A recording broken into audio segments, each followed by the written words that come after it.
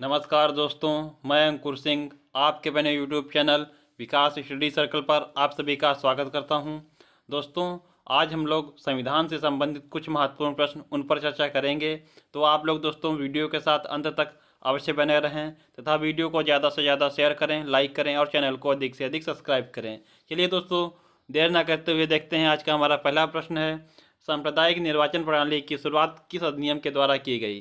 तो दोस्तों, सांप्रदायिक निर्वाचन प्रणाली की शुरुआत की गई भारत शासन अधिनियम 1909 के तहत। भारत शासन अधिनियम 1909, इसे ही दोस्तों मार्ले मिंटो एक्ट भी कहा जाता है। तो दोस्तों, इसी के तहत भारत में सांप्रदायिक निर्वाचन प्रणाली की शुरुआत की गई।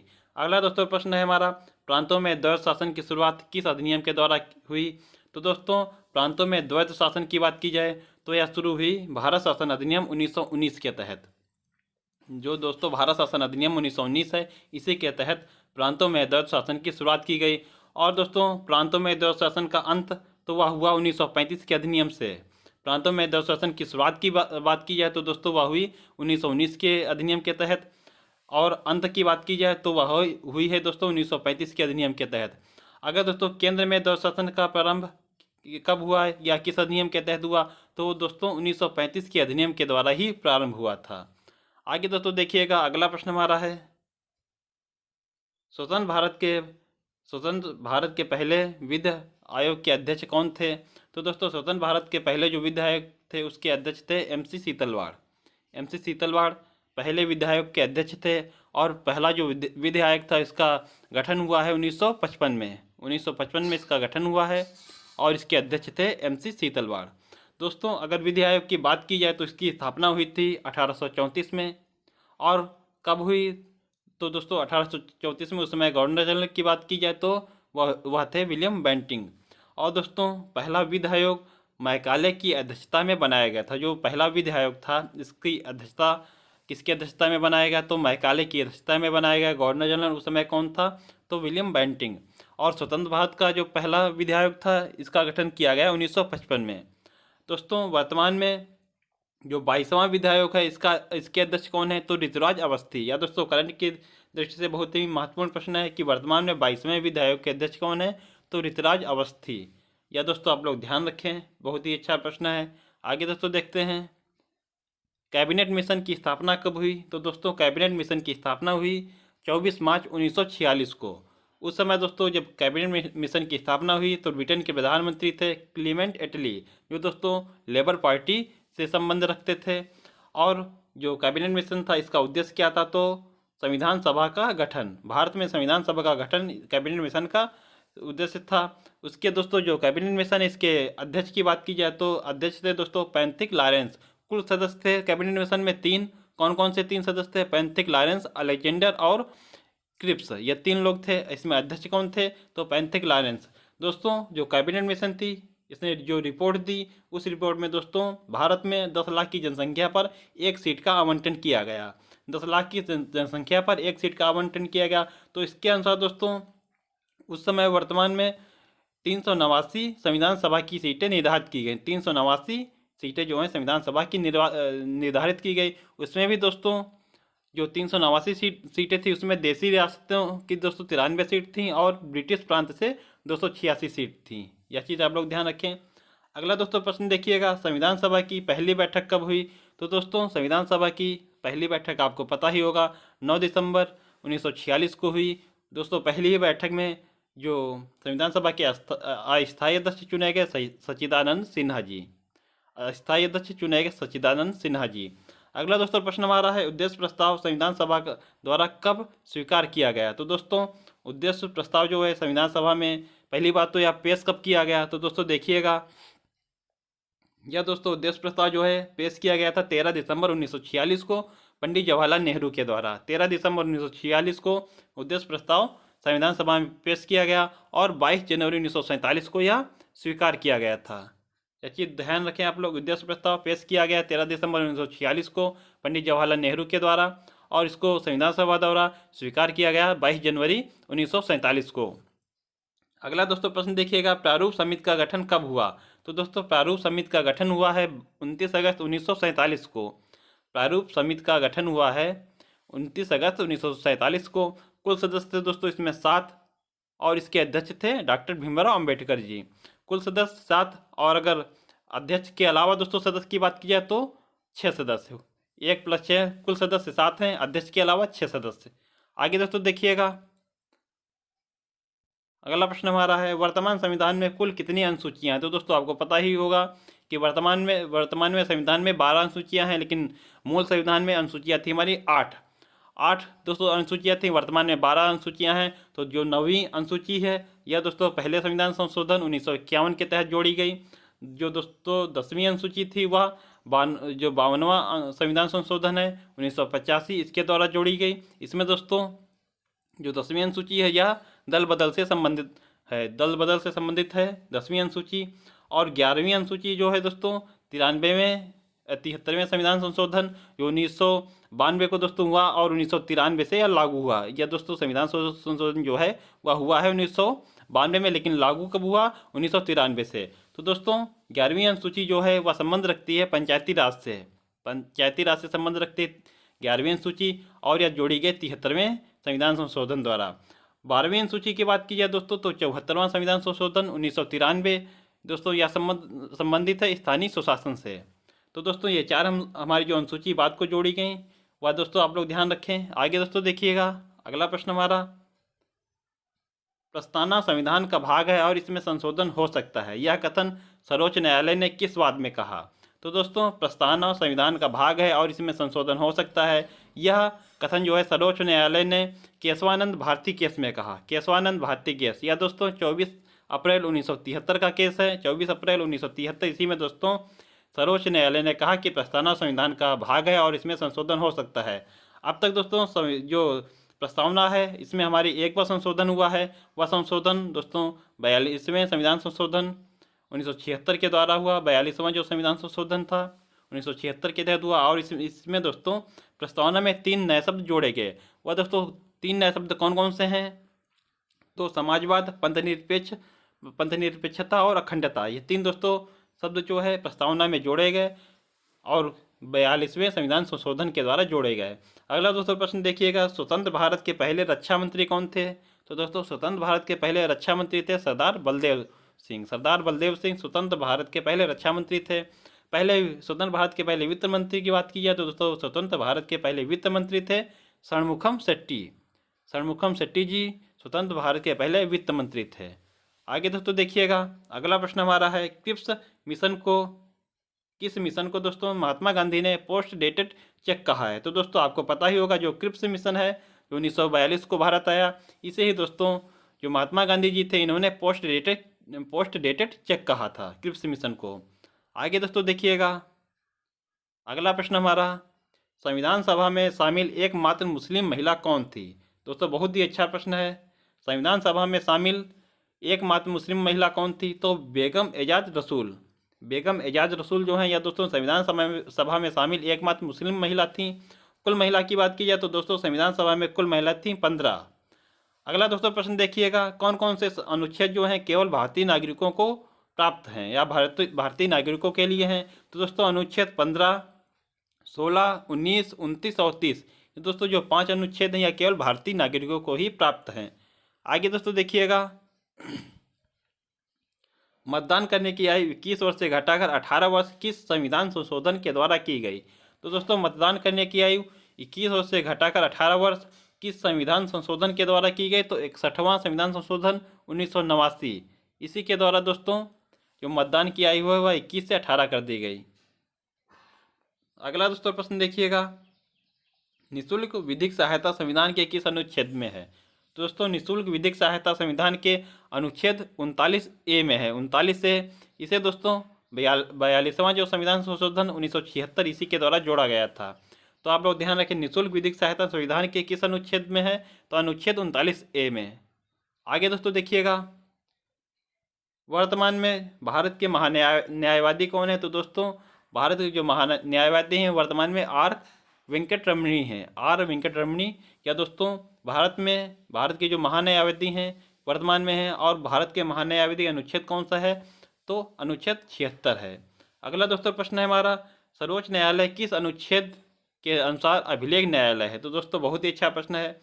जो सर्वोच्च न्यायालय है किस अनुच्छेद के तहत अभिलेख न्यायालय है? तो दोस्तों अनुच्छेद 129 के तहत जो सर्वोच्च न्यायालय है वह एक अभिलेख न्यायालय है। अगला दोस्तों प्रश्न हमारा, राष्ट्रीय अनुसूचित जनजाति आयोग, जो राष्ट्रीय अनुसूचित जनजाति आयोग है NCST, तो दोस्तों संविधान के किस अनुच्छेद में है? तो दोस्तों जो राष्ट्रीय अनुसूचित जनजाति आयोग या जो NCST है यह अनुच्छेद 338A में है, 338A में है दोस्तों। इसे शामिल किया गया है 89वें संविधान संशोधन के द्वारा। अगर बात की जाए राष्ट्रीय अनुसूचित जाति आयोग की NCSC की, तो वह है दोस्तों अनुच्छेद 338 में।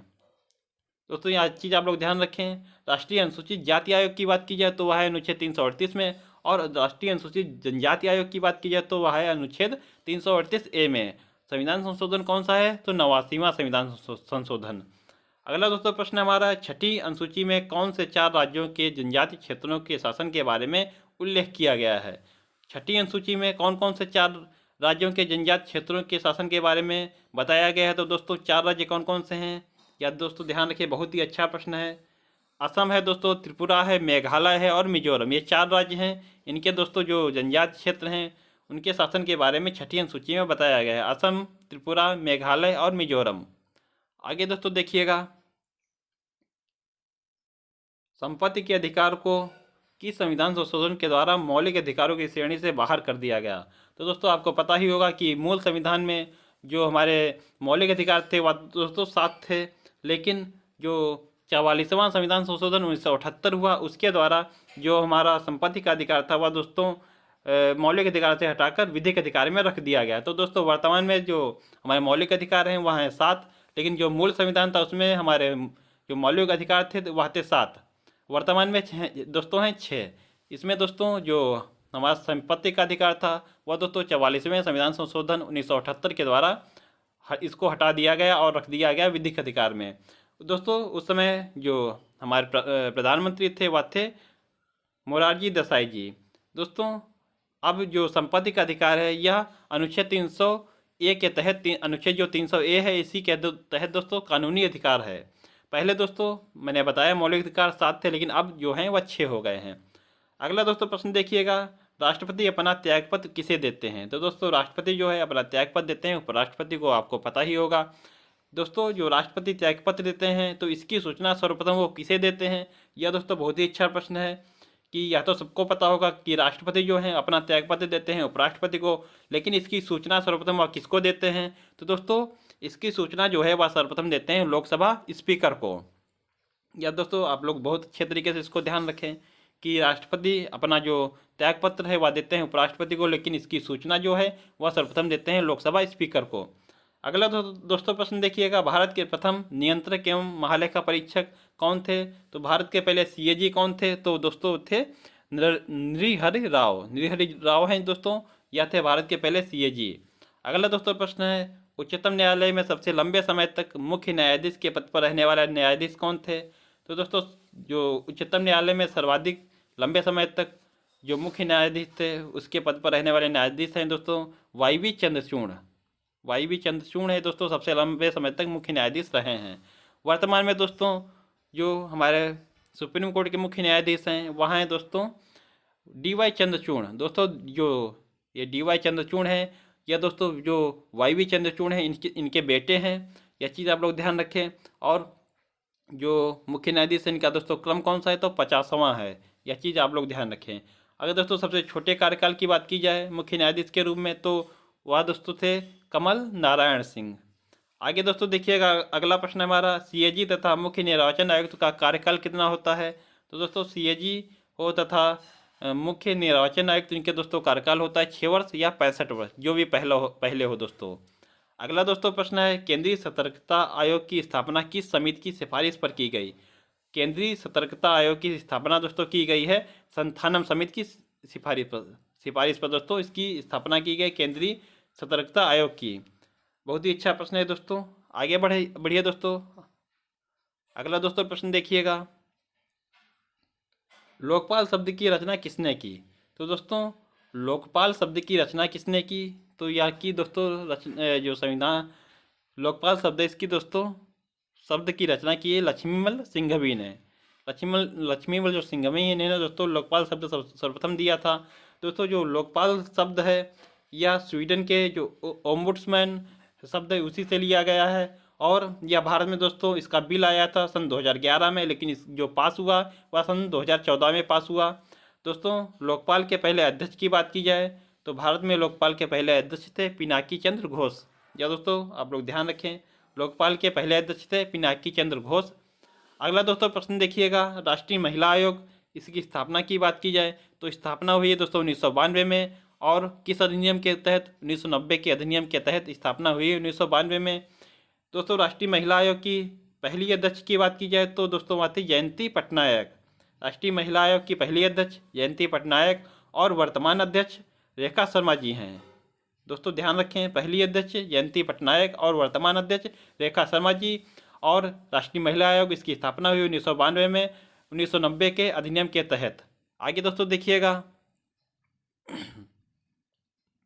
राष्ट्रीय मानवाधिकार आयोग की स्थापना तो यह दोस्तों हुई है 1993 के अधिनियम के तहत। और वर्तमान अध्यक्ष कौन है राष्ट्रीय मानवाधिकार आयोग के? तो दोस्तों वह हैं जस्टिस अरुण कुमार मिश्रा जी। वर्तमान राष्ट्रीय मानवाधिकार आयोग के अध्यक्ष हैं जस्टिस अरुण कुमार मिश्रा जी। स्थापना इसकी दोस्तों हुई है 1993 के एक्ट के तहत। अगला दोस्तों प्रश्न देखिएगा, लोक लेखा समिति में कुल कितने सदस्य होते हैं? तो दोस्तों लोक लेखा समिति में कुल सदस्य होते हैं 22। इसमें दोस्तों 15 जो सदस्य हैं वह लोकसभा से होते हैं और 7 जो सदस्य हैं वह राज्यसभा से होते हैं। जो लोक लेखा समिति होती है इसके दोस्तों अध्यक्ष होते हैं विपक्ष का नेता। जो विपक्ष का नेता होता है वह दोस्तों लोक लेखा समिति का अध्यक्ष होता है। अगला दोस्तों प्रश्न देखिएगा, दिल्ली को राष्ट्रीय राजधानी क्षेत्र जो एनसीआर क्षेत्र है का दर्जा किस संविधान संशोधन के द्वारा दिया गया? तो दोस्तों दिल्ली को राष्ट्रीय राजधानी क्षेत्र का दर्जा 69वें संविधान संशोधन 1991 के तहत दिया गया। जो 69वां संविधान संशोधन 1991 है उसी के तहत दिल्ली को राष्ट्रीय राजधानी क्षेत्र एनसीआर का दर्जा दिया गया है। अगला दोस्तों प्रश्न देखिएगा, मंत्रिपरिषद के आकार का निर्णय किस संविधान संशोधन के द्वारा किया गया? तो दोस्तों मंत्रिपरिषद के आकार का निर्णय जो है वह किया गया है 91वें संविधान संशोधन 2003 के द्वारा। जो 91वां संविधान संशोधन 2003 है इसी के द्वारा मंत्रिपरिषद का आकार जो है वह उसका निर्णय किया गया है। तो वर्तमान में जो दोस्तों मंत्रिपरिषद है वह लोकसभा सदस्यों का 15% ही हो सकता है। जो मंत्रिपरिषद है लोकसभा सदस्यों का 15% ही हो सकता है, लेकिन दिल्ली में दोस्तों यह है 10%। दिल्ली में जो मंत्री हैं वह विधानसभा के 10% ही हो सकते हैं, लेकिन भारत में अगर मंत्रियों की बात की जाए तो लोकसभा सदस्यों के 15% ही मंत्री हो सकते हैं। अगला दोस्तों प्रश्न देखिएगा, अगला दोस्तों आज का हमारा अंतिम प्रश्न है, राष्ट्रीय आपात के समय कौन कौन से 2 मौलिक अधिकार जो हैं प्रभावित नहीं होते हैं? तो दोस्तों बहुत ही अच्छा प्रश्न है, बहुत ही अच्छा प्रश्न है दोस्तों। परीक्षाओं में पूछा भी गया है कि राष्ट्रीय आपात के समय कौन कौन से 2 मौलिक अधिकार प्रभावित नहीं होते हैं? तो अनुच्छेद 20 और अनुच्छेद 21 यह दोनों दोस्तों जो राष्ट्रीय आपात है इस समय भी ये दोनों प्रभावित नहीं होते हैं। अब तक दोस्तों भारत में राष्ट्रीय आपात की बात की जाए तो वह 3 बार लग चुका है।